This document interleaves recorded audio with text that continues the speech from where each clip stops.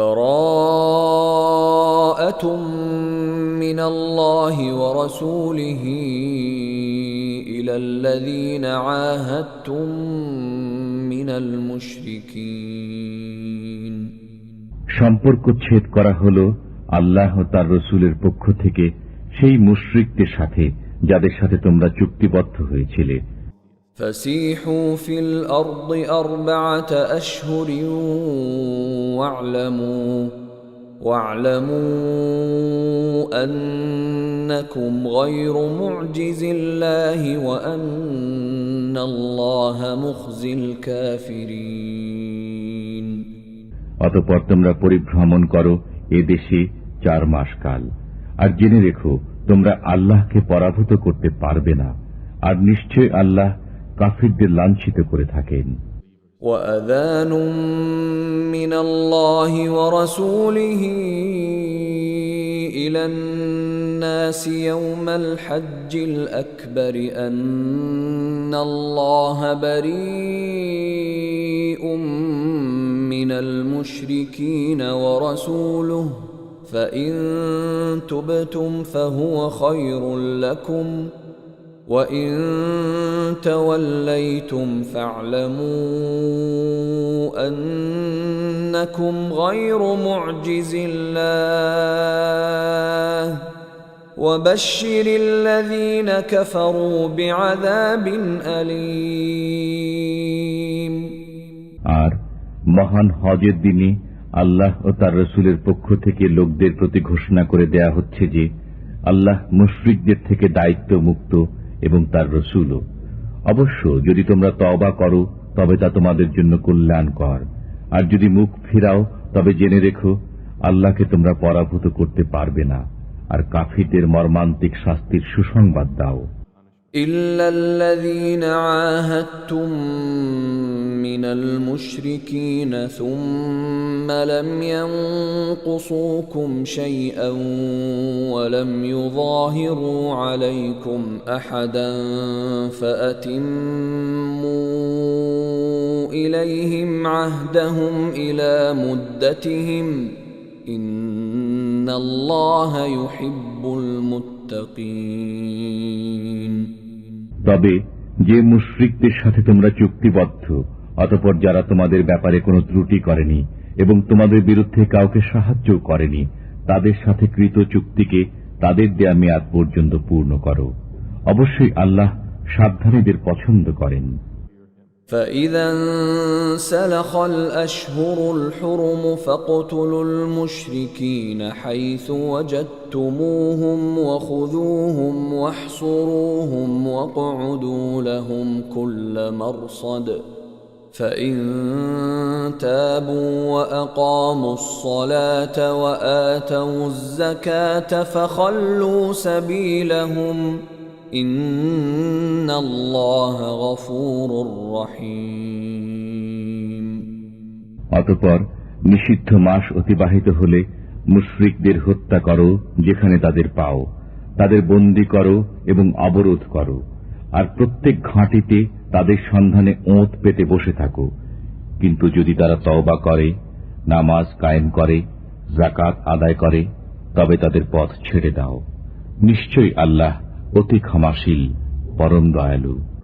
وَإِنْ أَحَدٌ مِّنَ الْمُشْرِكِينَ اسْتَجَارَكَ فَأَجِرْهُ حَتَّى يَسْمَعَ كَلَامَ اللَّهِ ثُمَّ أَبْلِغْهُ مَأْمَنَهُ ذَلِكَ بِأَنَّهُمْ قَوْمٌ لَّا يَعْلَمُونَ। আর মুশরিকদের কেউ যদি তোমার কাছে আশ্রয় প্রার্থনা করে তবে তাকে আশ্রয় দেবে যাতে সে আল্লাহর কালাম শুনতে পায়, অতঃপর তাকে তার নিরাপদ স্থানে পৌঁছে দেবে। এটি এজন্য যে এরা জ্ঞান রাখে না। كيف يكون للمشركين عهد عند الله وعند رسوله إلا الذين عاهدتم عند المسجد الحرام فما استقاموا لكم فاستقيموا لهم ইন্নাল্লাহা ইউহিব্বুল মুত্তাকিন। মুশরিকদের চুক্তি আল্লাহর নিকট ও তাঁর রাসূলের নিকট কিরূপে বলবৎ থাকবে? তবে যাদের সাথে তোমরা চুক্তি সম্পাদন করেছ মসজিদুল হারামের নিকট, অতঃপর যে পর্যন্ত তারা তোমাদের জন্য সরল থাকে তোমরাও তাদের জন্য সরল থাকো। নিঃসন্দেহে আল্লাহ সাবধানীদের পছন্দ করেন। كيف وإن يظهروا عليكم لا يرقبوا فيكم إلا ولا ذمة يرضونكم بأفواههم وتأبى قلوبهم وأكثرهم فاسقون। কিরূপে? তারা তোমাদের উপর জয়ী হলে তোমাদের আত্মীয়তার ও অঙ্গীকারে কোনো মর্যাদা দেবে না। তারা মুখে তোমাদের সন্তুষ্ট করে, কিন্তু তাদের অন্তরসমূহ তা অস্বীকার করে, আর তাদের অধিকাংশ প্রতিশ্রুতি ভঙ্গকারী। اشتروا بآيات الله ثمنا قليلا فصدوا عن سبيله إنهم ساء ما كانوا يعملون। তারা আল্লাহর আয়াতসমূহ নগণ্য মূল্যে বিক্রয় করে, অতঃপর লোকদের নিবৃত রাখে তার পথ থেকে। তারা যা করে চলছে তা অতি নিকৃষ্ট। لا يرقبون في مؤمن إلا ولا ذمة وأولئك هم المعتدون।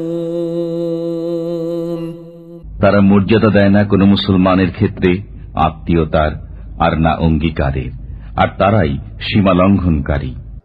فإن تابوا وأقاموا الصلاة وآتوا الزكاة فإخوانكم في الدين ونفصل الآيات لقوم يعلمون। অবশ্যই তারা যদি তওবা করে, নামাজ কায়েম করে আর যাকাত আদায় করে, তবে তারা তোমাদের দ্বীনী ভাই। আর আমি বিধানসমূহে জ্ঞানী লোকদের জন্য সবিস্তারে বর্ণনা করে থাকি। وَإِن نَكَثُوا أَيْمَانَهُم مِّن بَعْدِ عَهْدِهِمْ وَطَعَنُوا فِي دِينِكُمْ فقاتلوا أئمة الكفر إنهم لا أيمان لهم لعلهم ينتهون। আর যদি ভঙ্গ করে তারা তাদের শপথ প্রতিশ্রুতির পর এবং বিদ্রুপ করে তোমাদের দিন সম্পর্কে, তবে কুফর প্রধানদের সাথে যুদ্ধ করো, কারণ এদের কোনো শপথ নেই যাতে তারা ফিরে আসে। ألا تقاتلون قوما نكثوا أيمانهم وهموا بإخراج الرسول وهم بدؤوكم أول مرة أتخشونهم فالله أحق أن تخشوه إن كنتم مؤمنين। তোমরা কি সেই দলের সাথে যুদ্ধ করবে না যারা ভঙ্গ করেছে নিজেদের শপথ এবং সংকল্প নিয়েছে রসুলকে বহিষ্কারের? আর এরাই প্রথম তোমাদের সাথে বিবাদের সূত্রপাত করেছে। তোমরা কি তাদের ভয় করো? অথচ তোমাদের ভয়ের অধিকতর যোগ্য হলেন আল্লাহ, যদি তোমরা মুমিন হও। قاتلوهم يعذبهم الله بأيديكم ويخزهم وينصركم عليهم ويشف صدور قوم مؤمنين। যুদ্ধ করো ওদের সাথে, আল্লাহ তোমাদের হস্তে তাদের শাস্তি দেবেন, তাদের লাঞ্ছিত করবেন, তাদের বিরুদ্ধে তোমাদের জয়ী করবেন এবং মুসলমানদের অন্তরসমূহ শান্ত করবেন। ويذهب غيظ قلوبهم ويتوب الله على من يشاء والله عليم حكيم. এবং তাদের মনের ক্ষোভ দূর করবেন, আর আল্লাহ যার প্রতি ইচ্ছা ক্ষমাশীল হবেন। আল্লাহ সর্বজ্ঞ প্রজ্ঞাময়। أم حسبتم أن تتركوا ولما يعلم الله الذين جاهدوا منكم ولم يتخذوا من دون الله ولا رسوله ولا المؤمنين وليجة والله خبير بما تعملون.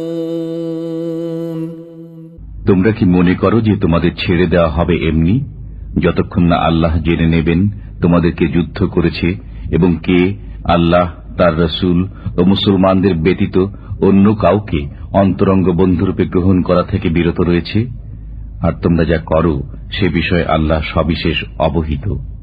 ما كان للمشركين أن يعمروا مساجد الله شاهدين على أنفسهم بالكفر أولئك حبطت أعمالهم وفي النار هم خالدون. মুশরিকরা যোগ্যতা রাখে না আল্লাহর মসজিদ আবাদ করার, যখন তারা নিজেরাই নিজেদের কুফরির স্বীকৃতি দিচ্ছে। এদের আমল বরবাদ হবে এবং এরা আগুনে স্থায়ীভাবে বসবাস করবে। إنما يعمر مساجد الله من آمن بالله واليوم الآخر وأقام الصلاة وآتى الزكاة ولم يخش إلا الله فعسى أولئك أن يكونوا من المهتدين. নিঃসন্দেহে তারাই আল্লাহর মসজিদ আবাদ করবে যারা ঈমান এনেছে আল্লাহর প্রতি ও শেষ দিনের প্রতি এবং কায়েম করেছে নামাজ ও আদায় করেছে যাকাত, আর আল্লাহ ব্যতীত আর কাউকে ভয় করে না। অতএব আশা করা যায় তারা হিদায়াত প্রাপ্তদের অন্তর্ভুক্ত হবে। أجعلتم سقاية الحاج وعمارة المسجد الحرام كمن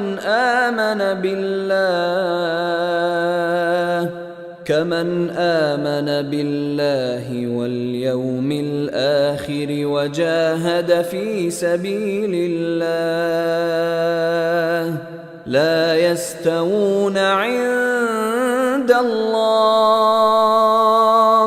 والله لا يهدي القوم الظالمين. তোমরা কি হাজীদের পানি সরবরাহ ও মসজিদুল হারাম আবাদকরণকে সেই লোকের সমান মনে করো যে ঈমান রাখে আল্লাহ ও শেষ দিনের প্রতি এবং যুদ্ধ করেছে আল্লাহর রাহে? এরা আল্লাহর দৃষ্টিতে সমান নয়, আর আল্লাহ জালিম লোকদের হিদায়াত করেন না। الذين آمنوا وهاجروا وجاهدوا في سبيل الله بأموالهم وأنفسهم أعظم درجة عند الله وأولئك هم الفائزون.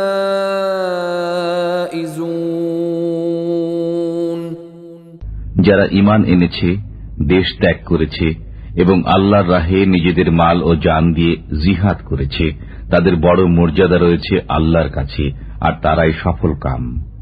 يبشرهم ربهم برحمة منه ورضوان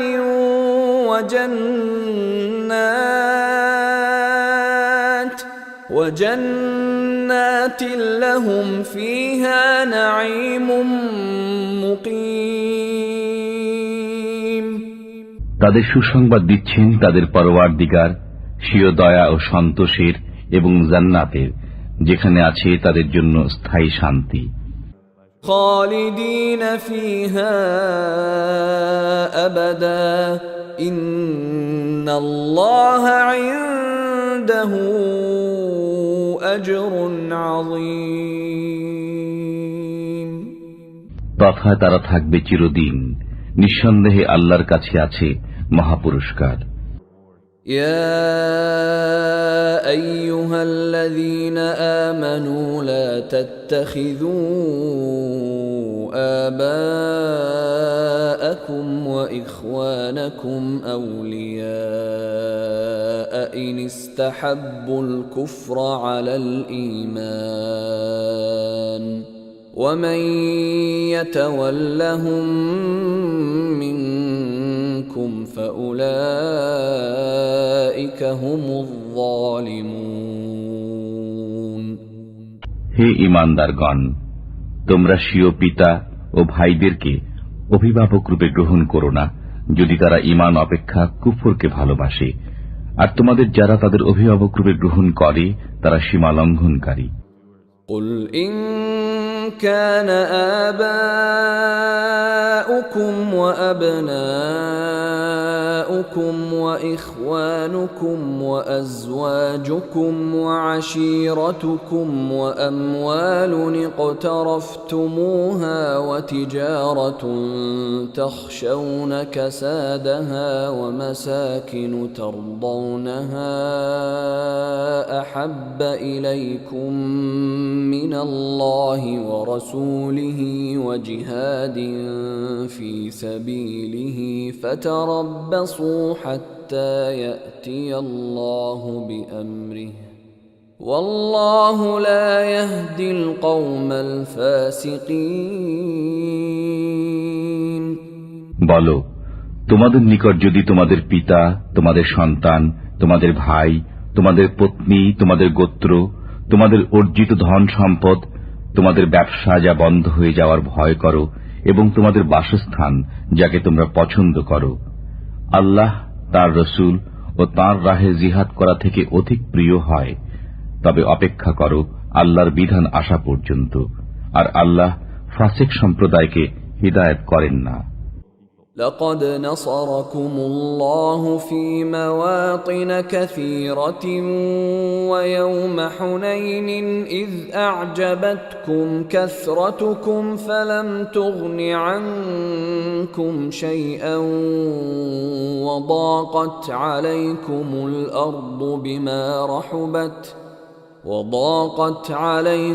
الأرض بما رحبت ثم وليتم مدبرين আল্লাহ তোমাদের সাহায্য করেছেন অনেক ক্ষেত্রে, এবং হুনাইনের দিনে যখন তোমাদের সংখ্যাধিক্য তোমাদের প্রফুল্ল করেছিল, কিন্তু তা তোমাদের কোনো কাজে আসেনি, এবং পৃথিবী প্রশস্ত হওয়া সত্ত্বেও তোমাদের জন্য সংকুচিত হয়েছিল। অতঃপর পৃষ্ঠ প্রদর্শন করে পলায়ন করেছিলে।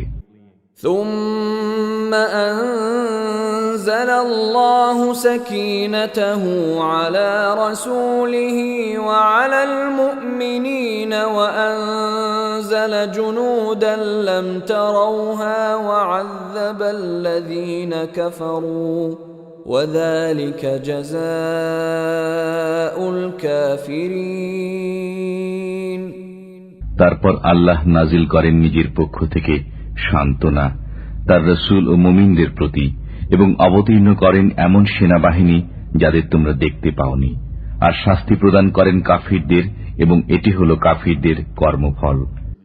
ثم يتوب الله من بعد ذلك على من يشاء والله غفور رحيم এরপর আল্লাহ যাদের প্রতি ইচ্ছা তওবার তৌফিক দেবেন, আর আল্লাহ অতীব ক্ষমাশীল, পরম দয়ালু। يا أيها الذين آمنوا إنما المشركون نجس فلا يقربوا المسجد الحرام بعد عامهم هذا وإن خفتم عيلة فسوف يغنيكم الله من فضله إن شاء إن الله عليم حكيم. হে ঈমানদারগণ, মুশরিকরা তো অপবিত্র, সুতরাং এ বছরের পর তারা যেন মসজিদুল হারামের নিকট না আসে। আর যদি তোমরা দারিদ্র্যের আশঙ্কা করো, তবে আল্লাহ চাইলে নিজ করুণায় ভবিষ্যতে তোমাদের অভাব মুক্ত করে দেবেন। নিঃসন্দেহে আল্লাহ সর্বজ্ঞ, প্রজ্ঞাময়। قاتلوا الذين لا يؤمنون بالله ولا باليوم الآخر ولا يحرمون ما حرم الله ورسوله ولا يدينون دين الحق من الذين أوتوا الكتاب حتى يعطوا الجزية عن يد وهم صاغرون. তোমরা যুদ্ধ করো আহলে কিতাবের ওই লোকদের সাথে যারা আল্লাহ রোজ হাসরে ঈমান রাখে না, আল্লাহ ও তার রসুল যা হারাম করে দিয়েছেন তা হারাম করে না এবং গ্রহণ করে না সত্য ধর্ম, যতক্ষণ না করজোরে তারা জিজিয়া প্রদান করে। وقالت اليهود عزير ابن الله وقالت النصارى المسيح ابن الله ذلك قولهم بأفواههم يضاهئون قول الذين كفروا من قبل قاتلهم الله أنى يؤفكون. ইহুদিরা বলে উজাইর আল্লাহর পুত্র এবং নাসারারা বলে মসিহ আল্লাহর পুত্র। এ হচ্ছে তাদের মুখের কথা। এরা পূর্ববর্তী কাফিরদের মতো কথা বলে। আল্লাহ এদের ধ্বংস করুন, এরা কোন উল্টো পথে চলে যাচ্ছে। اتخذوا أحبارهم ورهبانهم أربابا من دون الله والمسيح ابن مريم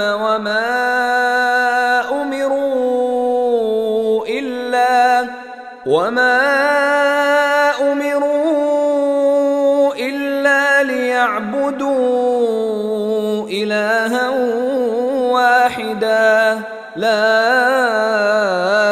إله إلا هو سبحانه عما يشركون.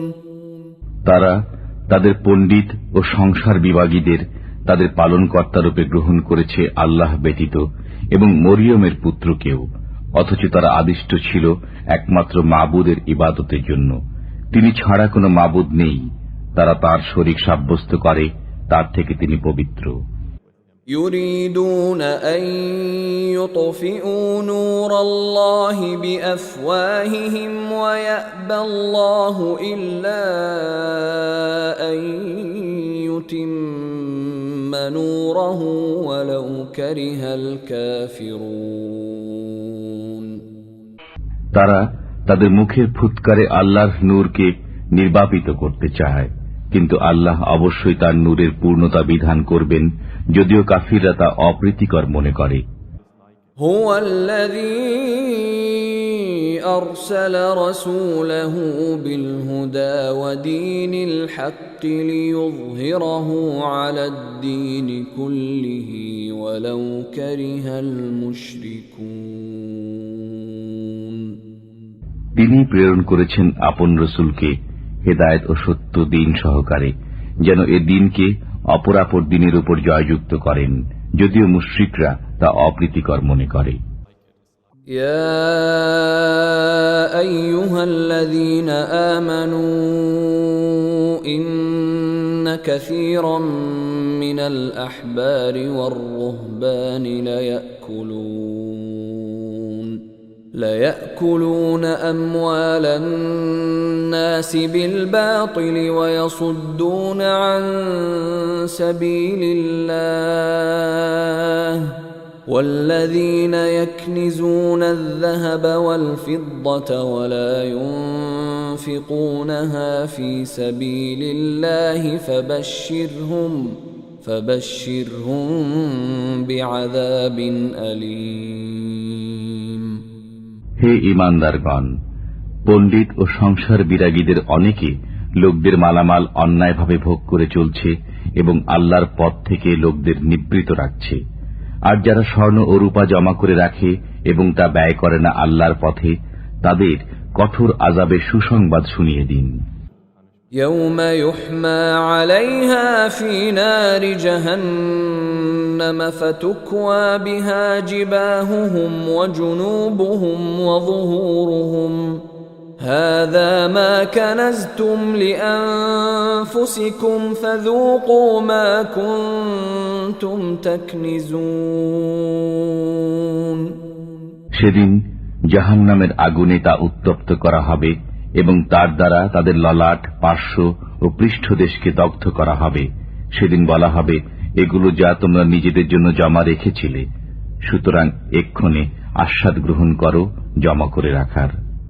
إن عدة الشهور عند الله 12 شهرا في كتاب الله يوم خلق السماوات والأرض منها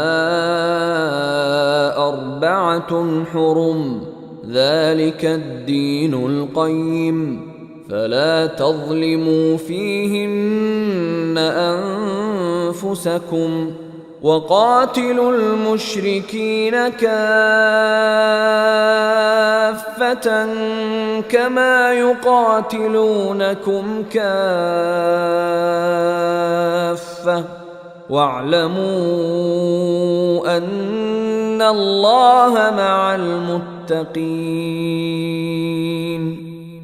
নিশ্চয় আল্লাহর বিধান ও গণনায় মাস 12টি, আসমানসমূহ ও পৃথিবী সৃষ্টির দিন থেকে তন্মধ্যে 4টি সম্মানিত। এটি সুপ্রতিষ্ঠিত বিধান, সুতরাং এর মধ্যে তোমরা নিজেদের প্রতি অত্যাচার করো না।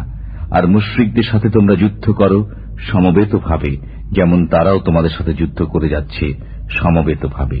আর মনে রেখো, আল্লাহ মুত্তাকিদের সাথে রয়েছেন। ইন্নামান নাসিউ জিয়াদাতুন ফিল কুফর يضل به الذين كفروا يحلونه عاما ويحرمونه عاما ليواطئوا عدة ما حرم الله فيحلوا ما حرم الله زين لهم سوء أعمالهم والله لا يهدي القوم الكافرين. এই মাস পিছিয়ে দেওয়ার কাজ কেবল কুফরির মাত্রা বৃদ্ধি করে, যার ফলে কাফিরগণ গোমরাহিতে পতিত হয়। এরা হালাল করে নেয় একে 1 বছর এবং হারাম করে নেয় অন্য বছর, যাতে তারা গণনা পূর্ণ করে নেয় আল্লাহর নিষিদ্ধ মাসগুলোর। অতঃপর হালাল করে নেয় আল্লাহর হারামকৃত মাসগুলোকে। তাদের মন্দ কাজগুলো তাদের জন্য শোভনীয় করে দেওয়া হলো, আর আল্লাহ কাফির সম্প্রদায়কে হিদায়েত করেন না। يا أيها الذين آمنوا ما لكم إذا قيل لكم انفروا في سبيل الله اثاقلتم إلى الأرض أرضيتم بالحياة الدنيا من الآخرة فما متاع الحياة الدنيا في الآخرة إلا قليل. হে ঈমানদারগণ, তোমাদের কি হলো যখন আল্লাহর পথে বের হবার জন্য তোমাদের বলা হয়, তখন মাটি জড়িয়ে ধরো। তোমরা কি আখিরাতের পরিবর্তে দুনিয়ার জীবনে পরিতুষ্ট হয়ে গেলে? অথচ আখিরাতের তুলনায় দুনিয়ার জীবনের উপকরণ অতি অল্প। إلا تنفروا يعذبكم عذابا أليما ويستبدل قوما غيركم ولا تضروه شيئا والله على كل شيء قدير। যদি বের না হও তবে আল্লাহ তোমাদের মর্মন্তুদ আযাব দেবেন এবং অপর জাতিকে তোমাদের স্থলাভিষিক্ত করবেন। তোমরা তার কোনো ক্ষতি করতে পারবে না, আর আল্লাহ সর্ববিষয়ে শক্তিমান। إلا تنصروه فقد نصره الله إذ أخرجه الذين كفروا ثاني اثنين إذ هما في الغار إذ يقول لصاحبه لا تحزن إن الله معنا فأنزل الله سكينته عليه وأيده بجنود لم تروها وجعل كلمة الذين كفروا السفلى وكلمة الله هي العليا والله عزيز حكيم। যদি তোমরা তাকে অর্থাৎ রাসূলকে সাহায্য না করো তবে মনে রেখো আল্লাহ তার সাহায্য করেছিলেন যখন তাকে কাফিররা বহিষ্কার করেছিল। তিনি ছিলেন দুজনের একজন। যখন তারা গুহার মধ্যে ছিলেন তখন তিনি আপন সঙ্গীকে বললেন, বিষণ্ণ হও না, আল্লাহ আমাদের সাথে আছেন। অতঃপর আল্লাহ তার প্রতি স্বীয় সান্ত্বনা নাজিল করলেন এবং তার সাহায্যে এমন বাহিনী পাঠালেন যা তোমরা দেখনি। বস্তুত আল্লাহ কাফিরদের মাথা নিচু করে দিলেন, আর আল্লাহর কথাই সদা সমুন্নত এবং আল্লাহ পরাক্রমশীল প্রজ্ঞাময়। انفروا خفافا وثقالا وجاهدوا بأموالكم وأنفسكم في سبيل الله ذلكم خير لكم إن كنتم تعلمون। তোমরা বের হয়ে পড়ো স্বল্প বা প্রচুর সরঞ্জামের সাথে এবং জিহাদ করো আল্লাহর পথে নিজেদের মাল ও জান দিয়ে। এটি তোমাদের জন্য অতি উত্তম যদি তোমরা বুঝতে পারো। لو كان عرضا قريبا وسفرا قاصدا لاتبعوك ولكن بعدت عليهم الشقة وسيحلفون بالله لو استطعنا لخرجنا معكم يهلكون أنفسهم والله يعلم إنهم لكاذبون। যদি আশু লাভের সম্ভাবনা থাকত এবং যাত্রাপথ সংক্ষিপ্ত হতো তবে তারা অবশ্যই আপনার সহযাত্রী হতো, কিন্তু তাদের নিকট যাত্রাপথ সুদীর্ঘ মনে হল। আর তারা এখনই শপথ করে বলবে, আমাদের সাধ্য থাকলে অবশ্যই তোমাদের সাথে বের হতাম। এরা নিজেরাই নিজেদের বিনষ্ট করছে, আর আল্লাহ জানেন যে এরা মিথ্যাবাদী। আফাল্লাহু আনকা লিমা আযিনতা লাহুম হাত্তা ইয়াতাবায়্যানা লাকাল্লাযীনা সাদাকু ওয়া তা'লামাল কাযিবিন। আল্লাহ আপনাকে ক্ষমা করুন। আপনি কেন তাদের অব্যাহতি দিলেন যে পর্যন্ত না আপনার কাছে পরিষ্কার হয়ে যেত কারা সত্যবাদী এবং জেনে নিতেন মিথ্যাবাদীদের। لا يستأذنك الذين يؤمنون بالله واليوم الآخر أن يجاهدوا بأموالهم وأنفسهم والله عليم بالمتقين।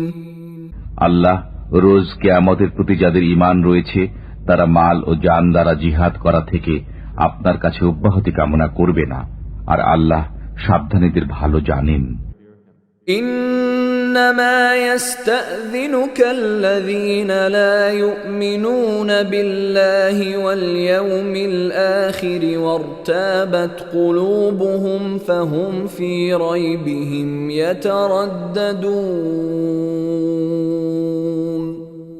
নিঃসন্দেহে তারাই আপনার কাছে অব্যাহতি চায় যারা আল্লাহ রোজ কিয়ামতে ঈমান রাখে না এবং তাদের অন্তর সন্দেহগ্রস্ত হয়ে পড়েছে।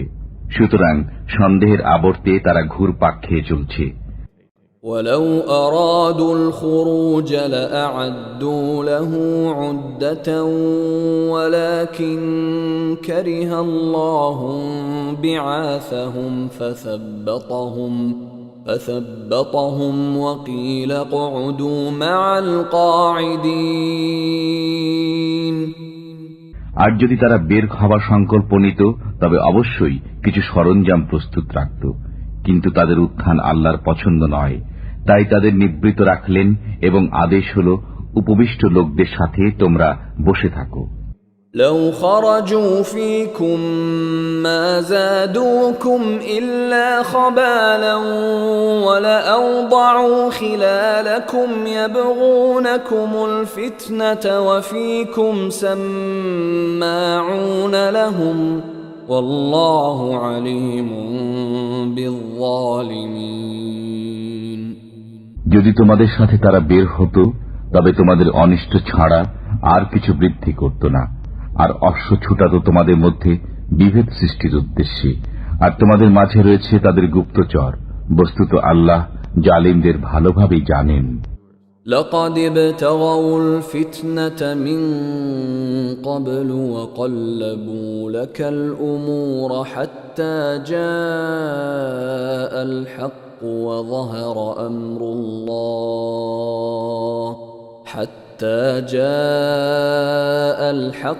وظهر أمر الله وهم كارهون। তারা পূর্ব থেকেই বিভেদ সৃষ্টির সুযোগ সন্ধানে ছিল এবং আপনার কার্যসমূহ ওলট পালট করে দিচ্ছিল। শেষ পর্যন্ত সত্য প্রতিশ্রুতি এসে গেল এবং জয়ী হল আল্লাহর হুকুম, যে অবস্থায় তারা মন্দ বোধ করল।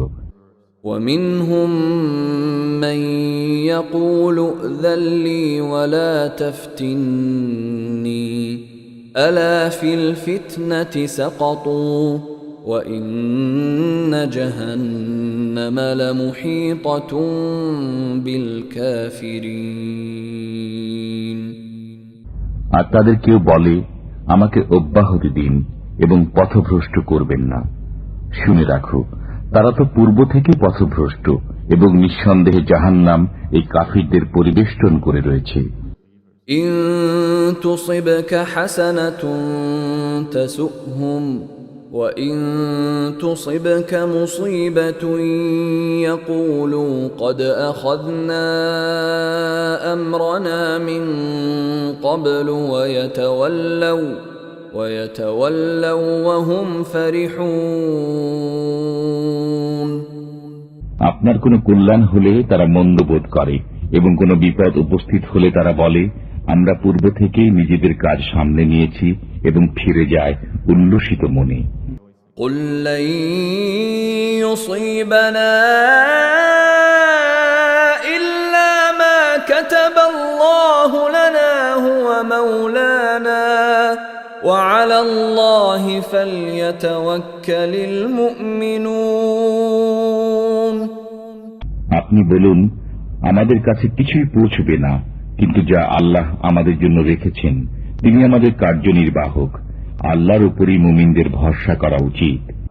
قل هل تربصون بنا إلا إحدى الحسنيين ونحن نتربص بكم أن يصيبكم الله بعذاب من عنده أو بأيدينا فتربصوا إنا معكم متربصون। আপনি বলুন, তোমরা তো আমাদের জন্য দুকল্যাণের একটি প্রত্যাশা করো, আর আমরা প্রত্যাশায় আছি তোমাদের জন্য যে আল্লাহ তোমাদের আযাব দান করুক নিজের পক্ষ থেকে অথবা আমাদের হস্তে। সুতরাং তোমরা অপেক্ষা করো, আমরাও তোমাদের সাথে অপেক্ষমান। قل أنفقوا طوعا أو كرها لن يتقبل منكم إنكم كنتم قوما فاسقين আপনি বলুন, তোমরা ইচ্ছায় অর্থ ব্যয় করো বা অনিচ্ছায়, তোমাদের থেকে তা কখনো কবুল হবে না। তোমরা নাফরমানের দল। وما منعهم أن تقبل منهم نفقاتهم إلا أنهم كفروا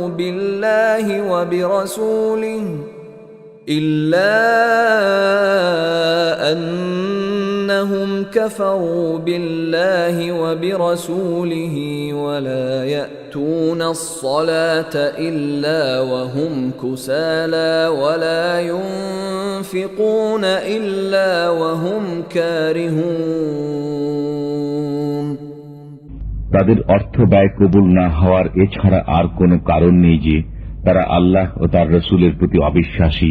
তারা নামাজে আসে অলসতার সাথে আর ব্যয় করে সংকুচিত মনে। فلا تعجبك أموالهم ولا أولادهم إنما يريد الله ليعذبهم بها في الحياة الدنيا وتزهق أنفسهم وهم كافرون সুতরাং তাদের ধন সম্পদ ও সন্তান সন্ততি যেন আপনাকে বিস্মিত না করে। আল্লাহর ইচ্ছা হল এগুলো দ্বারা দুনিয়ার জীবনে তাদের আযাবে নিপতিত রাখা এবং প্রাণ বিয়োগ হওয়া কুফরি অবস্থায়। ويحلفون بالله إنهم لمنكم وما هم منكم ولكنهم قوم يفرقون তারা আল্লাহর নামে হলফ করে বলে যে তারা তোমাদেরই অন্তর্ভুক্ত, অথচ তারা তোমাদের অন্তর্ভুক্ত নয়। অবশ্য তারা তোমাদের ভয় করে। لو يجدون ملجأ أو مغارات أو مدخلا لولوا إليه وهم يجمحون তারা কোনো আশ্রয়স্থল, কোনো গুহা বা মাথা গোঁজার ঠাঁই পেলে সেদিকে পলায়ন করবে দ্রুত গতিতে। ومنهم من يلمزك في الصدقات فإن أعطوا منها رضوا وإن لم يعطوا منها إذا هم يسخطون তাদের মধ্যে এমন লোক রয়েছে যারা সদকা বন্টনে আপনাকে দোষারোপ করে। এর থেকে কিছু পেলে সন্তুষ্ট হয় এবং না পেলে বিক্ষুব্ধ হয়। ولو أنهم رضوا ما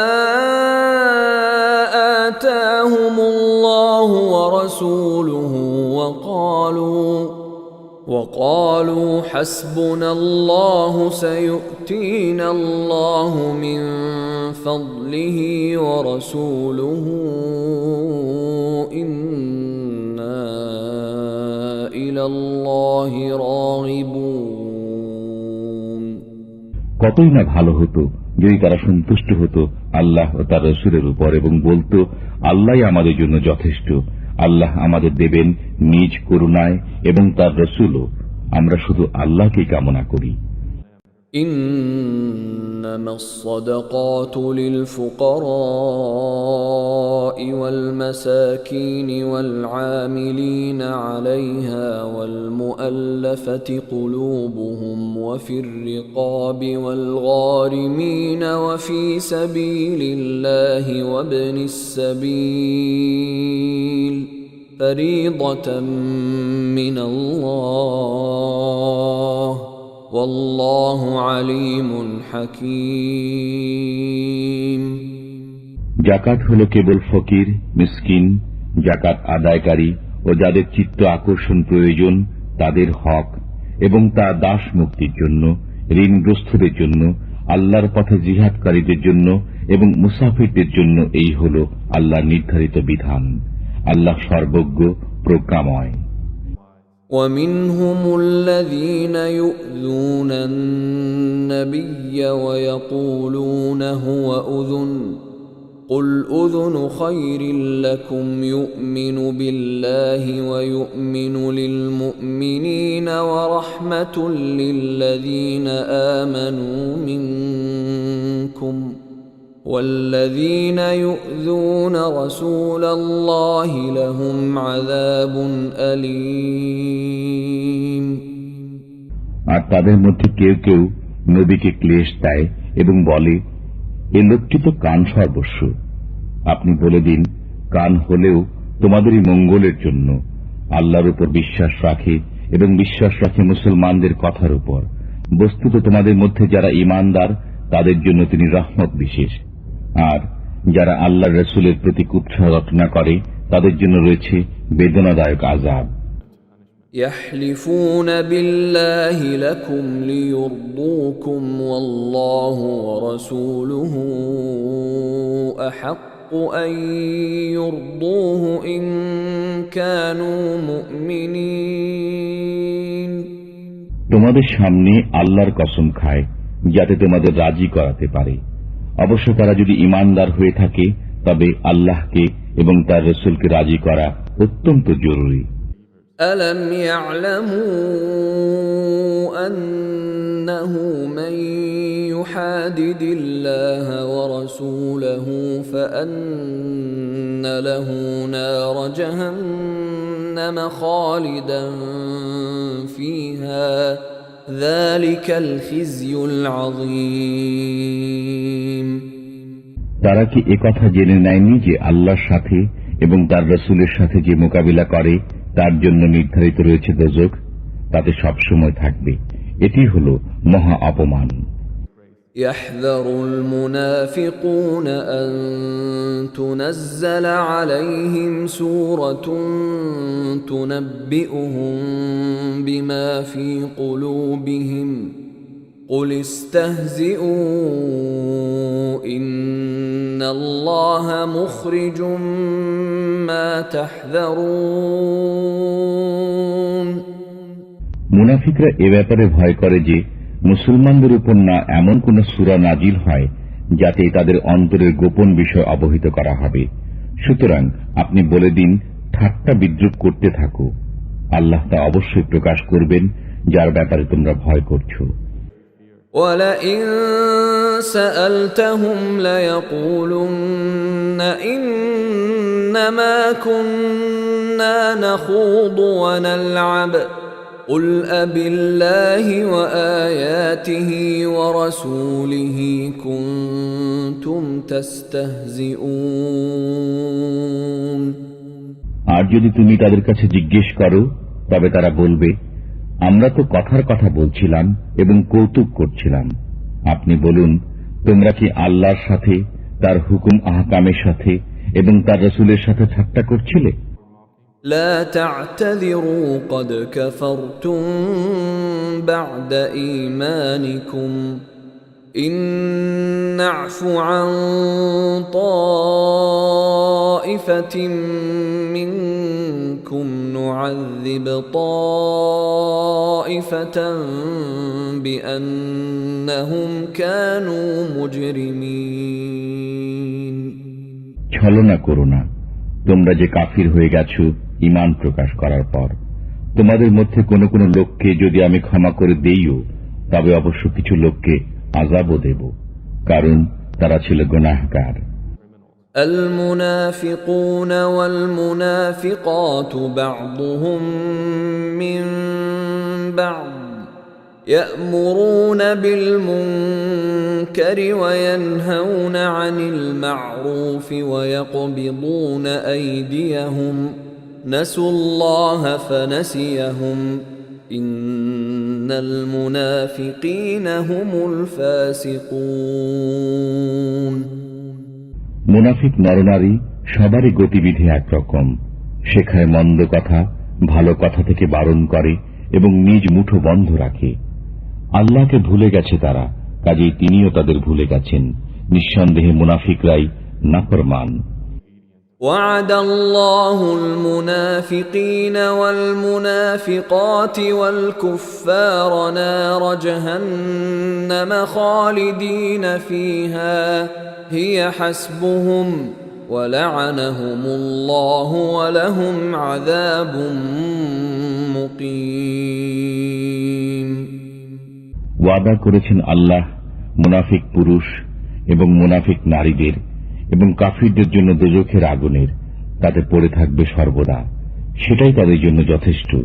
আর আল্লাহ তাদের প্রতি অভিসম্পাত করেছেন এবং তাদের জন্য রয়েছে স্থায়ী আযাব। كالذين من قبلكم كانوا أشد منكم قوة وأكثر أموالا وأولادا فاستمتعوا بخلاقهم فاستمتعتم بخلاقكم كما استمتع الذين من قبلكم بخلاقهم وخضتم كالذي خاضوا أولئك حبطت أعمالهم في الدنيا والآخرة وأولئك هم الخاسرون যেমন করে তোমাদের পূর্ববর্তী লোকেরা তোমাদের চেয়ে বেশি ছিল শক্তিতে এবং ধন সম্পদের ও সন্তান সন্ততির অধিকারীও ছিল বেশি, অতঃপর উপকৃত হয়েছে নিজেদের ভাগের দ্বারা। আবার তোমরা ফায়দা উঠিয়েছ তোমাদের ভাগের দ্বারা, যেমন করে তোমাদের পূর্ববর্তীরা ফায়দা উঠিয়েছিল নিজেদের ভাগের দ্বারা। আর তোমরাও চলছ তাদেরই চলন অনুযায়ী। তারা ছিল সে লোক যাদের আমলসমূহ নিঃশেষিত হয়ে গেছে দুনিয়া ও আখিরাতে, আর তারাই হয়েছে ক্ষতির সম্মুখীন। ألم يأتهم نبأ الذين من قبلهم قوم نوح وعاد وثمود وقوم إبراهيم وأصحاب مدين والمؤتفكات أتتهم رسلهم بالبينات فما كان الله ليظلمهم ولكن كانوا أنفسهم يظلمون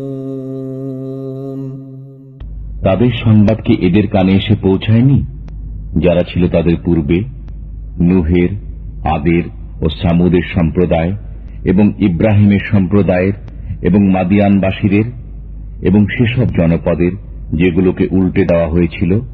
তাদের কাছে এসেছিলেন তাদের নবী পরিষ্কার নির্দেশ নিয়ে। বস্তুত আল্লাহ তো এমন ছিলেন না যে তাদের উপর জুলুম করতেন, কিন্তু তারা নিজেরাই নিজেদের উপর জুলুম করত। والمؤمنون والمؤمنات بعضهم أولياء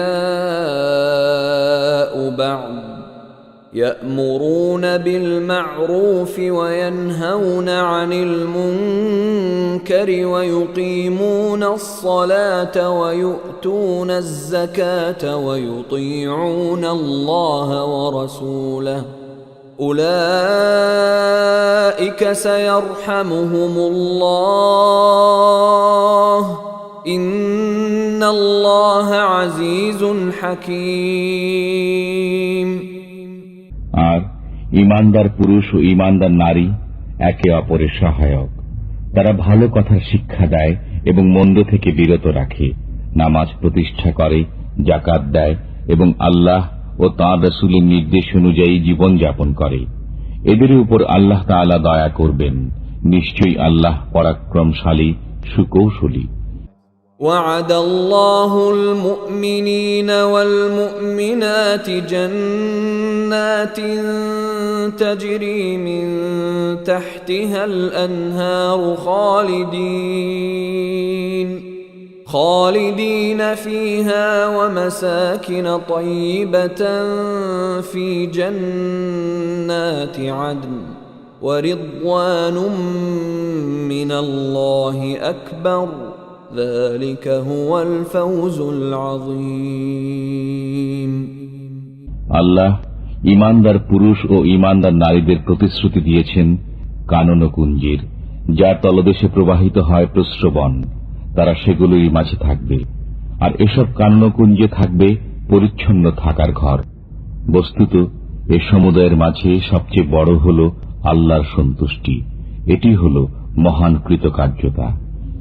ইয়া আইয়ুহান নাবিয়্যু জাহিদিল কুফফার ওয়াল মুনাফিকিনা ওয়াগলুয আলাইহিম ওয়া মাওয়াহুম জাহান্নাম ওয়া বি'সাল মাসীর।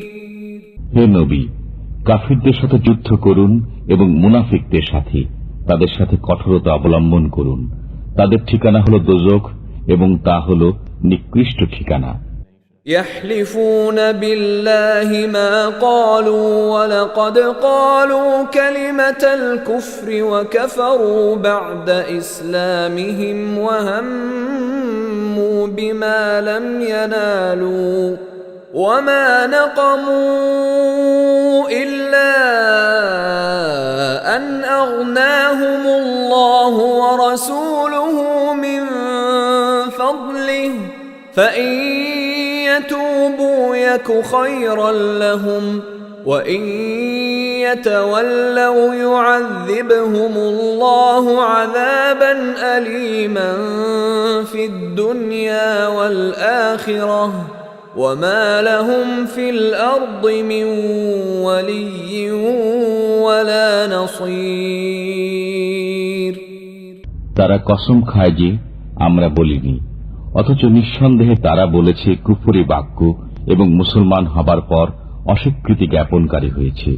আর তারা কামনা করেছিল এমন বস্তুর যা তারা প্রাপ্ত হয়নি। আর এসব তারই পরিণতি ছিল যে আল্লাহ ও তাঁর রাসূল তাদেরকে সম্পদশালী করে দিয়েছিলেন নিজের অনুগ্রহের মাধ্যমে।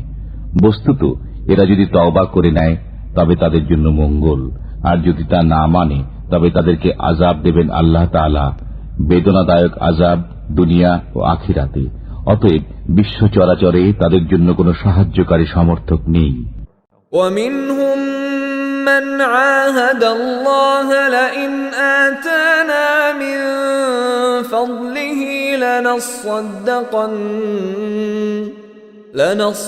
لنصدقن ولنكونن من الصالحين। তাদের মধ্যে কেউ কেউ রয়েছে যারা আল্লাহ তাআলার সাথে ওয়াদা করেছিল যে তিনি যদি আমাদের প্রতি অনুগ্রহ দান করেন তবে অবশ্যই আমরা ব্যয় করব এবং সৎকর্মীদের অন্তর্ভুক্ত হয়ে থাকব। فَلَمَّا آتَاهُم مِّن فَضْلِهِ بَخِلُوا بِهِ وَتَوَلَّوْا وَهُم مُّعْرِضُونَ। অতঃপর যখন তাদেরকে স্বীয় অনুগ্রহের মাধ্যমে দান করা হয় তখন তাতে কার্পণ্য করেছে এবং কৃত ওয়াদা থেকে ফিরে গিয়েছে তা ভেঙে দিয়ে। فأعقبهم نفاقا في قلوبهم إلى يوم يلقونه بما أخلفوا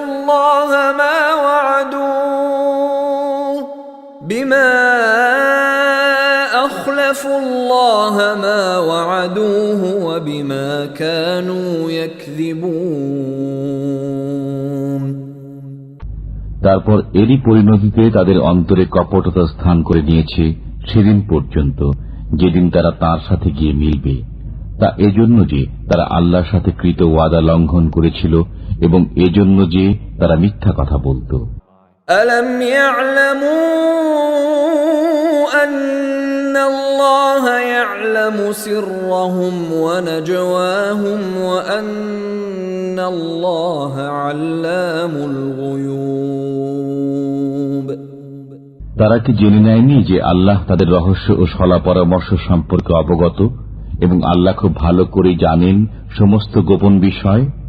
الذين يلمزون المطوعين من المؤمنين في الصدقات والذين لا يجدون إلا جهدهم والذين لا يجدون إلا جهدهم فيسخرون منهم سخر الله منهم ولهم عذاب أليم সে সমস্ত লোক যারা ভৎসনা বিদ্রুপ করে সেসব মুসলমানদের প্রতি যারা মন খুলে দান খয়রাত করে এবং তাদের প্রতি যাদের কিছুই নেই শুধুমাত্র নিজেদের পরিশ্রম লব্ধ বস্তু ছাড়া, তারপর তাদের প্রতি ঠাট্টা করে।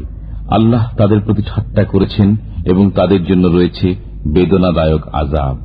استغفر لهم أو لا تستغفر لهم إن تستغفر لهم 70 مرة فلن يغفر الله لهم ذلك بأنهم كفروا بالله ورسوله والله لا يهدي القوم الفاسقين তুমি তাদের জন্য ক্ষমা প্রার্থনা করো আর না করো। যদি তুমি তাদের জন্য 70 বার ক্ষমা প্রার্থনা করো, তথাপি কখনই তাদেরকে আল্লাহ ক্ষমা করবেন না। তা এজন্য যে তারা আল্লাহকে এবং তার রসুলকে অস্বীকার করেছে। বস্তুত আল্লাহ নাফরমানদেরকে পথ দেখান না। فرح المخلفون بمقعدهم خلاف رسول الله وكرهوا أن يجاهدوا بأموالهم وأنفسهم في سبيل الله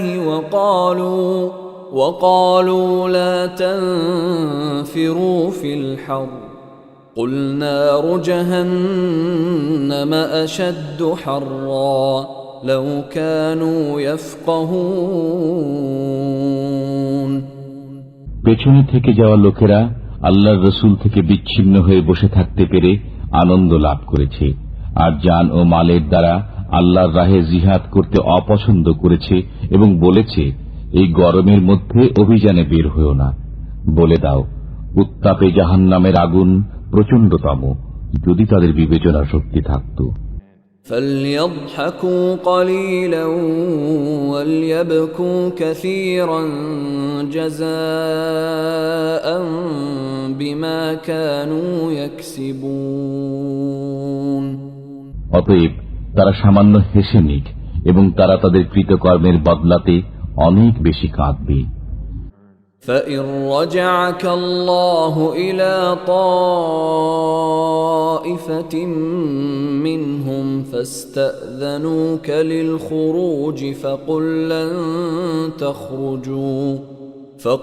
لن تخرجوا معي أبدا ولن تقاتلوا معي عدوا إنكم رضيتم بالقعود أول مرة فاقعدوا مع الخالفين বস্তুত আল্লাহ যদি তোমাকে তাদের মধ্য থেকে কোন শ্রেণী বিশেষের দিকে ফিরিয়ে নিয়ে যান এবং অতঃপর তারা তোমার কাছে অভিযানে বেরোবার অনুমতি কামনা করে, তবে তুমি বলো যে তোমরা কখনো আমার সাথে বেরোবে না এবং আমার পক্ষ হয়ে কোন শত্রুর সাথে যুদ্ধ করবে না।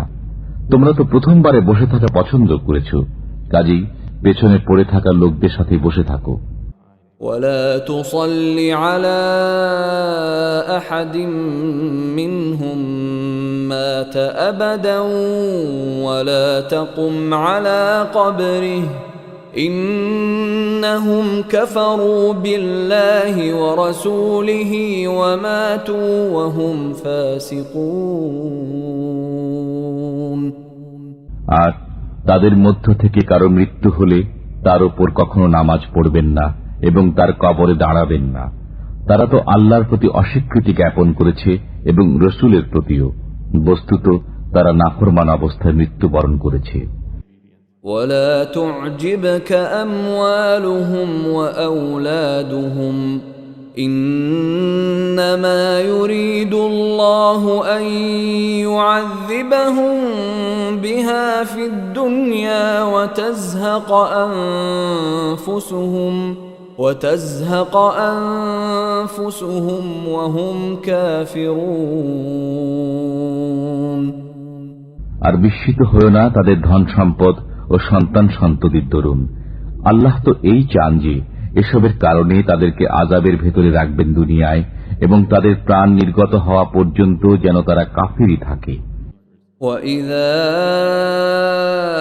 أُنزِلَتْ سُورَةٌ أَنْ آمِنُوا بِاللَّهِ وَجَاهِدُوا مَعَ رَسُولِهِ اسْتَأْذَنَكَ أُولُو الطَّوْلِ مِنْهُمْ وَقَالُوا ذَرْنَا نَكُن مَّعَ الْقَاعِدِينَ।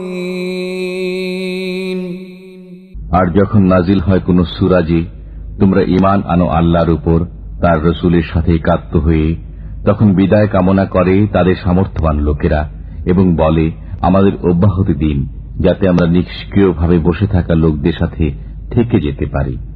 رضوا بأن يكونوا مع الخوالف وطبع على قلوبهم فهم لا يفقهون। তারা পেছনে পড়ে থাকা লোকদের সাথে থেকে যেতে পেরে আনন্দিত হয়েছে এবং মোহর এঁটে দেয়া হয়েছে তাদের অন্তরসমূহের উপর, বস্তুত তারা বোঝে না। لكن الرسول والذين آمنوا معه جاهدوا بأموالهم وأنفسهم وأولئك لهم الخيرات وأولئك هم المفلحون। কিন্তু রাসূল এবং সেসব লোক যারা ঈমান এনেছে তার সাথে তারা যুদ্ধ করেছে নিজেদের জান ও মালের দ্বারা, তাদের জন্য নির্ধারিত রয়েছে কল্যাণসমূহ এবং তারাই মুক্তির লক্ষ্যে উপনীত হয়েছে। أعد الله لهم جنات تجري من تحتها الأنهار خالدين فيها ذلك الفوز العظيم। আল্লাহ তাদের জন্য তৈরি করে রেখেছেন কানন কুঞ্জ, যার তলদেশে প্রবাহিত রয়েছে প্রস্রবণ, তারা তাতে বাস করবে অনন্তকাল। এটাই হলো বিরাট কৃতকার্যতা। وجاء المعذرون من الأعراب ليؤذن لهم وقعد الذين كذبوا الله ورسوله سيصيب الذين كفروا منهم عذاب أليم। আর ছলনাকারী বেদুইন লোকেরা এলো যাতে তাদের অব্যাহতি লাভ হতে পারে এবং নিবৃত থাকতে পারে তাদেরই যারা আল্লাহ ও রাসূলের সাথে মিথ্যা বলেছিল। এবার তাদের উপর শীঘ্রই আসবে বেদনাদায়ক আযাব যারা কাফির। ليس على الضعفاء ولا على المرضى ولا على الذين لا يجدون ما ينفقون حرج إذا نصحوا لله ورسوله ما على المحسنين من سبيل والله غفور رحيم। দুর্বল, রুগ্ন, দায়ভার বহনে অসমর্থ লোকদের জন্য কোনো অপরাধ নেই যখন তারা মনের দিক থেকে পবিত্র হবে আল্লাহ ও রাসূলের সাথে। নেককারদের উপর অভিযোগের কোনো পথ নেই, আর আল্লাহ হচ্ছেন ক্ষমাকারী, দয়ালু। ولا على الذين إذا ما أتوك لتحملهم قلت لا أجد ما أحملكم عليه تولوا وأعينهم تفيض من الدمع حزنا ألا يجدوا ما ينفقون। আর না আছে তাদের উপর যারা এসেছে তোমার নিকট, যেন তুমি তাদের বাহন দান করো, এবং তুমি বলেছ আমার কাছে এমন কোনো বস্তু নেই যে তার উপর তোমাদের সওয়ার করাবো। তখন তারা ফিরে গেছে, অথচ তখন তাদের চোখ দিয়ে অশ্রু বইছিল এ দুঃখে যে তারা এমন কোনো বস্তু পাচ্ছে না যা ব্যয় করবে। إنما السبيل على الذين يستأذنونك وهم أغنياء رضوا بأن يكونوا مع الخوالف وطبع الله على قلوبهم فهم لا يعلمون অভিযোগের পথ তো তাদের ব্যাপারে রয়েছে যারা তোমার নিকট অব্যাহতি কামনা করে, অথচ তারা সম্পদশালী, যারা পেছনে পড়ে থাকা লোকদের সাথে থাকতে পেরে আনন্দিত হয়েছে। আর আল্লাহ মোহর এঁটে দিয়েছেন তাদের অন্তরসমূহে, বস্তুত তারা জানতেও পারেনি। يعتذرون إليكم إذا رجعتم إليهم قل لا تعتذروا لن نؤمن لكم قد نبأنا الله من أخباركم وسيرى الله عملكم ورسوله ثم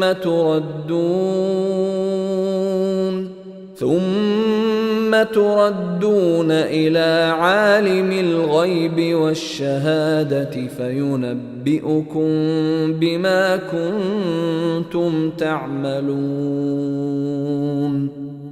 তুমি যখন তাদের কাছে ফিরে আসবে তখন তারা তোমাদের নিকট ছল ছুতা নিয়ে উপস্থিত হবে। তুমি বলো, ছলনা করো না, আমি কখনো তোমাদের কথা শুনব না। আমাকে আল্লাহ তাআলা তোমাদের অবস্থা সম্পর্কে অবহিত করে দিয়েছেন, আর এখন তোমাদের কর্ম আল্লাহই দেখবেন এবং তার রাসূল। তারপর তোমরা প্রত্যাবর্তিত হবে সেই গোপন ও অগোপন বিষয়ে অবগত সত্তার নিকট। তিনিই তোমাদের বাতলে দেবেন যা তোমরা করছিলে। سيحلفون بالله لكم إذا انقلبتم إليهم لتعرضوا عنهم فأعرضوا عنهم إنهم رجس ومأواهم جهنم جزاء بما كانوا يكسبون এখন তারা তোমার সামনে আল্লাহর কসম খাবে যখন তুমি তাদের কাছে ফিরে যাবে, যেন তুমি তাদের ক্ষমা করে দাও। সুতরাং তুমি তাদের ক্ষমা করো। নিঃসন্দেহে এরা অপবিত্র এবং তাদের কৃতকর্মের বদলা হিসাবে তাদের ঠিকানা হল দোজখ। يحلفون لكم لترضوا عنهم فإن ترضوا عنهم فإن الله لا يرضى عن القوم الفاسقين তারা তোমার সামনে কসম খাবে যাতে তুমি তাদের প্রতি রাজি হয়ে যাও। অতএব তুমি যদি রাজি হয়ে যাও তাদের প্রতি, তবু আল্লাহ তাআলা রাজি হবেন না এ নাফরমান লোকদের প্রতি।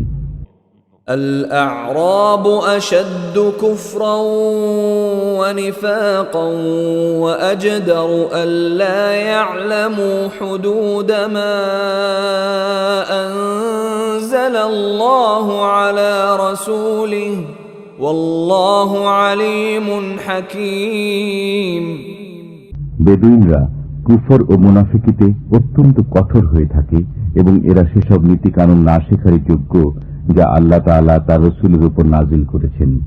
বস্তুত আল্লাহ সবকিছু জানেন এবং তিনি অত্যন্ত কুশলী। ومن الأعراب من يتخذ ما ينفق مغرما ويتربص بكم الدوائر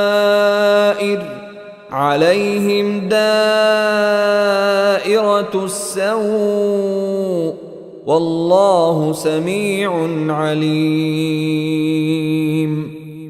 আবার কোন কোন বেদুইন এমনও রয়েছে যারা নিজেদের ব্যয় করাকে জরিমানা বলে গণ্য করে এবং তোমার উপর কোন দুর্দিন আসে কিনা সে অপেক্ষায় থাকে।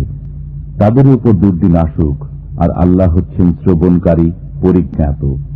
ومن الأعراب من يؤمن بالله واليوم الآخر ويتخذ ما ينفق قربات عند الله وصلوات الرسول ألا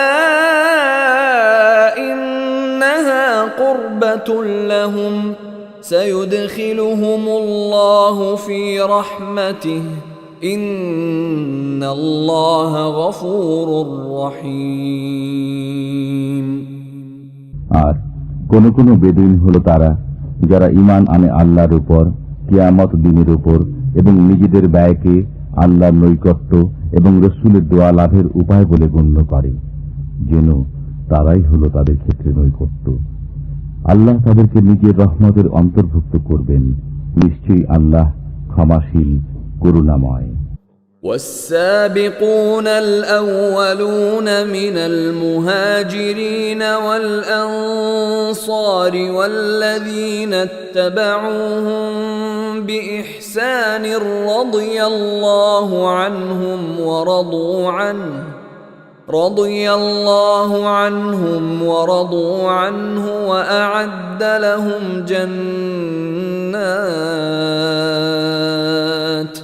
وأعد لهم جنات تجري تحتها الأنهار خالدين فيها أبدا ذلك الفوز العظيم।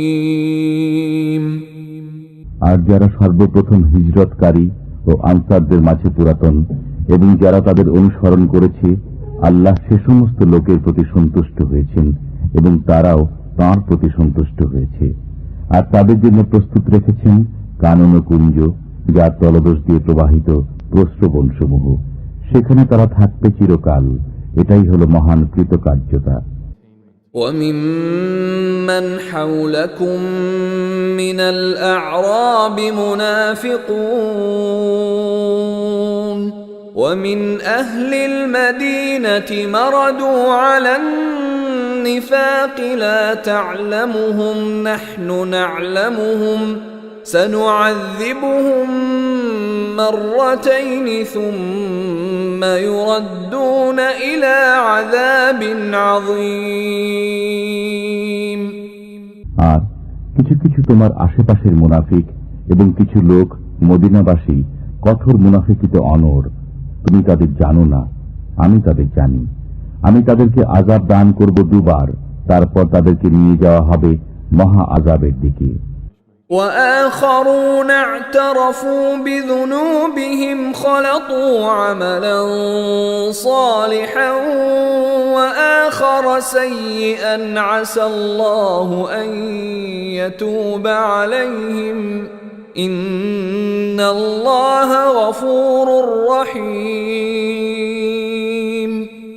আর কোন কোন লোক রয়েছে যারা নিজেদের পাপ স্বীকার করেছে, তারা মিশ্রিত করেছে একটি নেক কাজ ও অন্য একটি বদ কাজ। শীঘ্রই আল্লাহ হয়তো তাদেরকে ক্ষমা করে দেবেন। নিঃসন্দেহে আল্লাহ ক্ষমাশীল, করুণাময়। خذ من أموالهم صدقة تطهرهم وتزكيهم بها وصل عليهم إن صلاتك سكن لهم والله سميع عليم। তাদের মালামাল থেকে যাকাত গ্রহণ করো, যাতে তুমি সেগুলোকে পবিত্র করতে এবং সেগুলোকে বরকতময় করতে পারো এর মাধ্যমে। আর তুমি তাদের জন্য দোয়া করো, নিঃসন্দেহে তোমার দোয়া তাদের জন্য সান্ত্বনা স্বরূপ। বস্তুত আল্লাহ সবকিছুই শোনেন, জানেন।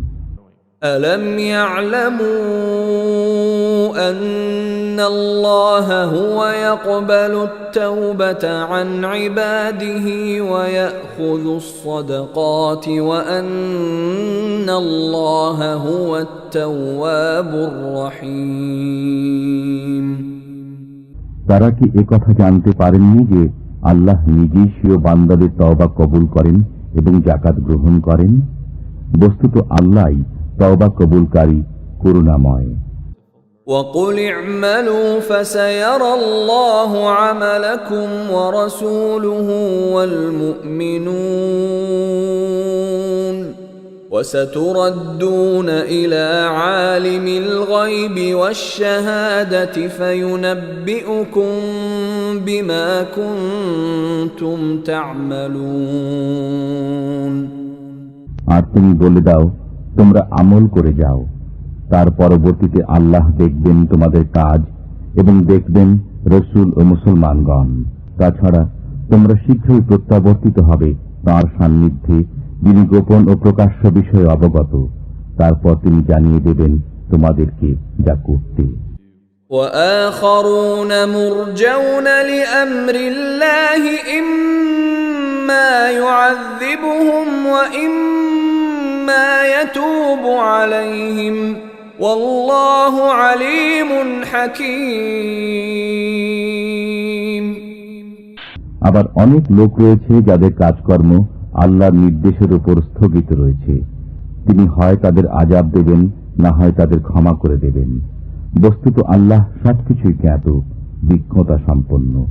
والذين اتخذوا مسجدا ضرارا وكفرا وتفريقا بين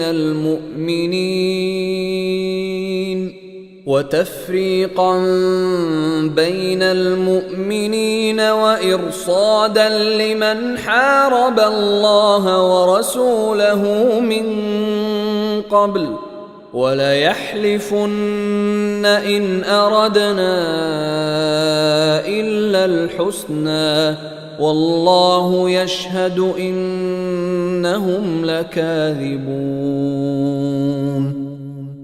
আর যারা নির্মাণ করেছে মসজিদ জিদের বশে এবং কুফরির তাড়নায়, মুমিনদের মধ্যে বিভেদ সৃষ্টির উদ্দেশ্যে এবং ওই লোকদের জন্য ঘাঁটি স্বরূপ যে পূর্ব থেকে আল্লাহ ও তার রসুলের সাথে যুদ্ধ করে আসছে, আর তারা অবশ্যই শপথ করবে যে আমরা কেবল কল্যাণই চেয়েছি। পক্ষান্তরে আল্লাহ সাক্ষী যে তারা সবাই মিথ্যুক। لا تقم فيه أبدا لمسجد أسس على التقوى من أول يوم أحق أن تقوم فيه رجال يحبون أن يتطهروا والله يحب المطهرين। তুমি কখনো সেখানে দাঁড়াবে না, তবে যে মসজিদের ভিত্তি রাখা হয়েছে তাকওয়ার উপর প্রথম দিন থেকে, সেটি তোমার দাঁড়াবার যোগ্য স্থান। সেখানে রয়েছে এমন লোক যারা পবিত্রতাকে ভালোবাসে, আর আল্লাহ পবিত্র লোকদের ভালোবাসেন। أفمن أسس بنيانه على تقوى من الله ورضوان خير أم من أسس بنيانه على شفا جرف هار فانهار به في نار جهنم والله لا يهدي القوم الظالمين। যে ব্যক্তি স্বীয় গৃহের ভিত্তি রেখেছে আল্লাহর ভয় ও তাঁর সন্তুষ্টির উপর, সে উত্তম, না সে ব্যক্তি উত্তম যে স্বীয় গৃহের ভিত্তি রেখেছে কোন গর্তের কিনারায় যা ধসে পড়ার নিকটবর্তী এবং অতঃপর তা ওকে নিয়ে দোজখের আগুনে পতিত হয়? আর আল্লাহ জালিমদের পথ দেখান না। لا يزال بنيانهم الذي بنوا ريبة في قلوبهم إلا أن تقطع قلوبهم والله عليم حكيم। তাদের নির্মিত গৃহটি তাদের অন্তরে সদা সন্দেহের উদ্রেক করে যাবে, যে পর্যন্ত না তাদের অন্তরগুলো চৌচির হয়ে যায়, আর আল্লাহ সর্বজ্ঞ প্রজ্ঞাময়।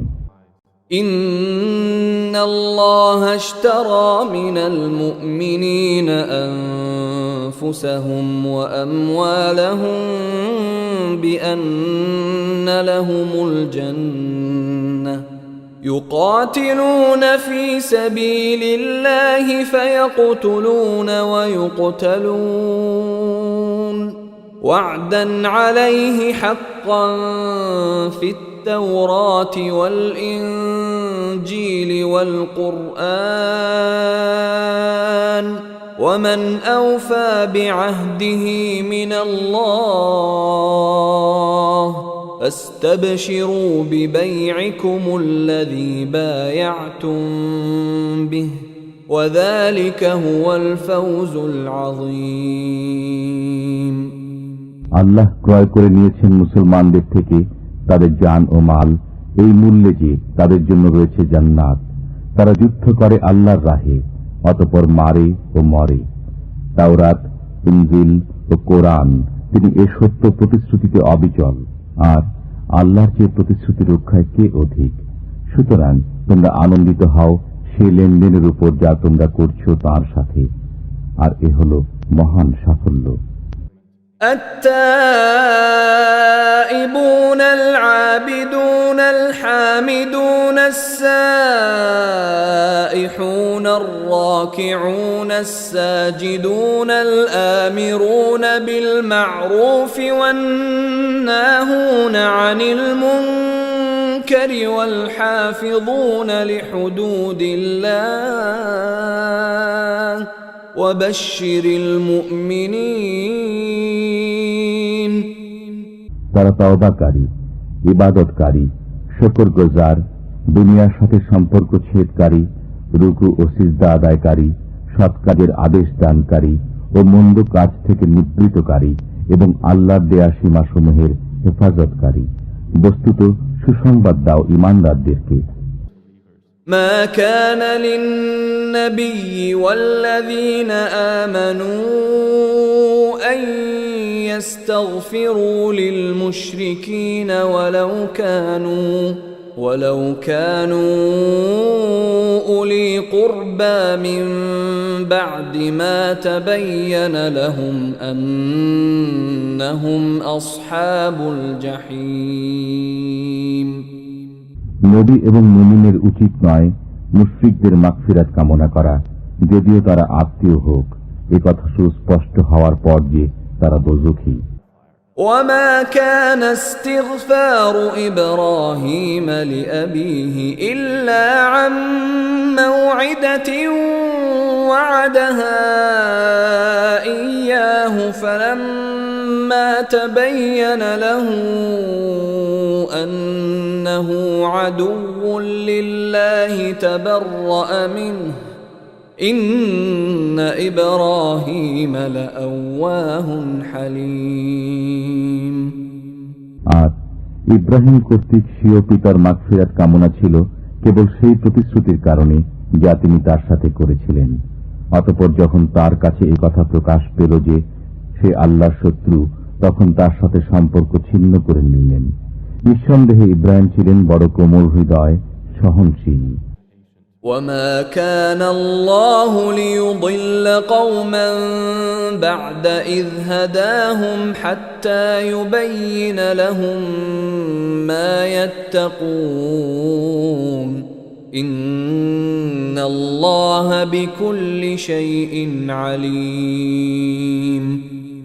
আর আল্লাহ কোন জাতিকে হিদায়াত করার পর পথভ্রষ্ট করেন না যতক্ষণ না তাদের জন্য পরিষ্কারভাবে বলে দেন সেসব বিষয় যা থেকে তাদের বেঁচে থাকা দরকার। নিঃসন্দেহে আল্লাহ সব বিষয়ে ওয়াকিফহাল। ইন্নাল্লাহা লাহু মুলকুস সামাওয়াতি ওয়াল আরদ ইউহয়ী ওয়া ইউমীত ওয়া মা লাকুম মিন দুনিল্লাহি মিন ওয়ালিয়্যিন ওয়ালা নাসীর। নিশ্চয় আল্লাহর জন্য আসমানসমূহ ও জমিনের সাম্রাজ্য। তিনি জিন্দা করেন ও মৃত্যু ঘটান, আর আল্লাহ ব্যতীত তোমাদের জন্য কোনো সহায় নেই, কোনো সাহায্যকারীও নেই। لقد تاب الله على النبي والمهاجرين والأنصار الذين اتبعوه في ساعة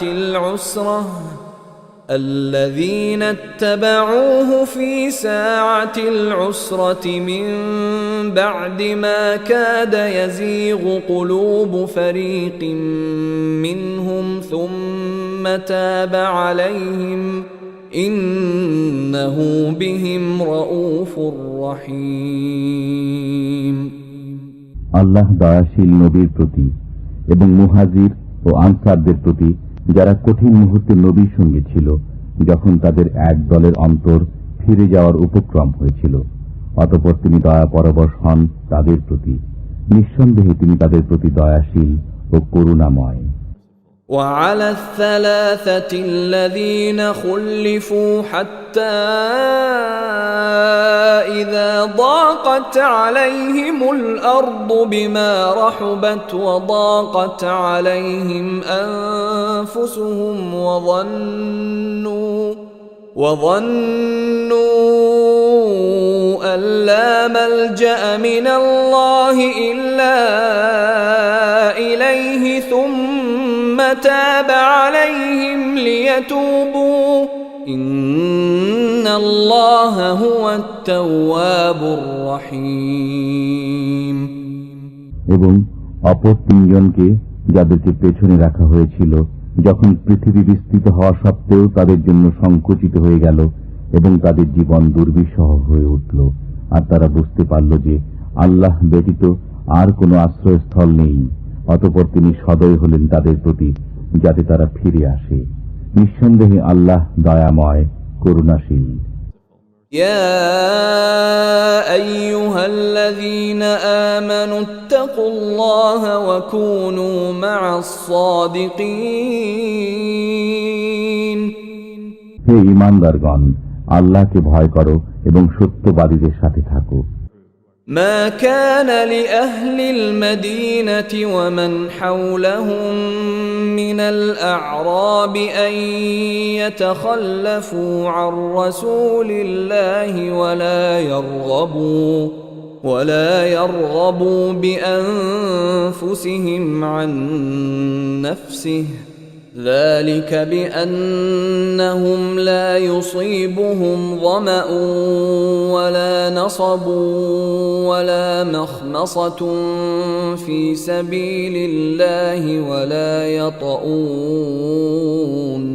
ولا يطؤون موطئا يغيظ الكفار ولا ينالون من عدو نيلا إلا كتب لهم به عمل صالح إن الله لا يضيع أجر المحسنين। মদিনাবাসী ও পার্শ্ববর্তী পল্লীবাসীদের উচিত নয় রাসূলুল্লাহ সঙ্গ ত্যাগ করে পেছনে থেকে যাওয়া এবং রাসূলের প্রাণ থেকে নিজেদের প্রাণকে অধিক প্রিয় মনে করা। এটি এজন্য যে আল্লাহর পথে যে তৃষ্ণা, ক্লান্তি ও ক্ষুধা তাদের স্পর্শ করে এবং তাদের এমন পদক্ষেপ যা কাফিরদের মনে ক্রোধের কারণ হয়, আর শত্রুদের পক্ষ থেকে তারা যা কিছু প্রাপ্ত হয় তার প্রত্যেকটির পরিবর্তে তাদের জন্য লিখিত হয় নেক আমল। নিঃসন্দেহে আল্লাহ সৎকর্মশীল লোকদের হক নষ্ট করেন না। ولا ينفقون نفقة صغيرة ولا كبيرة ولا يقطعون واديا إلا كتب لهم ليجزيهم الله أحسن ما كانوا يعملون। আর তারা অল্প বিস্তর যা কিছু ব্যয় করে, যত প্রান্তর তারা অতিক্রম করে, তা সবই তাদের নামে লেখা হয়, যেন আল্লাহ তাদের কৃতকর্মসমূহের উত্তম বিনিময় প্রদান করেন। وما كان المؤمنون لينفروا كافة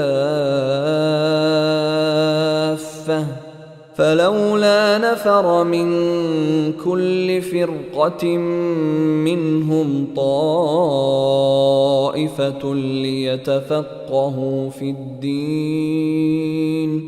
ليتفقهوا في الدين ولينذروا قومهم إذا رجعوا إليهم لعلهم يحذرون। আর সমস্ত মুমিনদের অভিযানে বের হওয়া সঙ্গত নয়, তাই তাদের প্রত্যেক দলের একটি অংশ কেন বের হল না, যাতে দিনের জ্ঞান লাভ করে এবং সংবাদ দান করে স্বজাতিকে যখন তারা তাদের কাছে প্রত্যাবর্তন করবে, যেন তারা বাঁচতে পারে। يا أيها الذين آمنوا قاتلوا الذين يلونكم من الكفار وليجدوا فيكم غلظة واعلموا أن الله مع المتقين হে ঈমানদারগণ, তোমাদের নিকটবর্তী কাফিরদের সাথে যুদ্ধ চালিয়ে যাও এবং তারা তোমাদের মধ্যে কঠোরতা অনুভব করুক, আর জেনে রাখো আল্লাহ মুত্তাকিদের সাথে রয়েছেন। وَإِذَا مَا أُنزِلَتْ سُورَةٌ فَمِنْهُم مَّن يَقُولُ أَيُّكُمْ زَادَتْهُ هَٰذِهِ إِيمَانًا فَأَمَّا الَّذِينَ آمَنُوا فَزَادَتْهُمْ إِيمَانًا وَهُمْ يَسْتَبْشِرُونَ। আর যখন কোন সূরা অবতীর্ণ হয় তখন তাদের কেউ কেউ বলে, এ সূরা তোমাদের মধ্যে কার ঈমান কতটা বৃদ্ধি করল? অতএব যারা ঈমানদার, এ সূরা তাদের ঈমান বৃদ্ধি করেছে এবং তারা আনন্দিত হয়েছে। وَأَمَّا الَّذِينَ فِي قُلُوبِهِم مَّرَضٌ فَزَادَتْهُمْ رِجْسًا إِلَىٰ رِجْسِهِمْ وَمَاتُوا وَهُمْ كَافِرُونَ। বস্তুত যাদের অন্তরে ব্যাধি রয়েছে, এটি তাদের কলুষের সাথে আরো কলুষ বৃদ্ধি করেছে এবং তারা কাফির অবস্থায় মৃত্যুবরণ করল। أَوَلَا يَرَوْنَ أَنَّهُمْ يُفْتَنُونَ فِي كُلِّ عَامٍ مَّرَّةً أَوْ مَرَّتَيْنِ ثُمَّ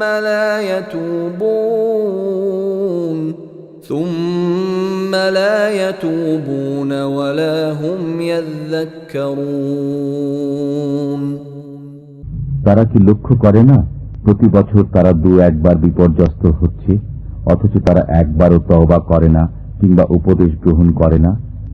وَإِذَا مَا أُنزِلَتْ سُورَةٌ نَّظَرَ بَعْضُهُمْ إِلَىٰ بَعْضٍ هَلْ يَرَاكُم مِّنْ أَحَدٍ ثُمَّ انصَرَفُوا صَرَفَ اللَّهُ قُلُوبَهُم بِأَنَّهُمْ قَوْمٌ لَّا يَفْقَهُونَ।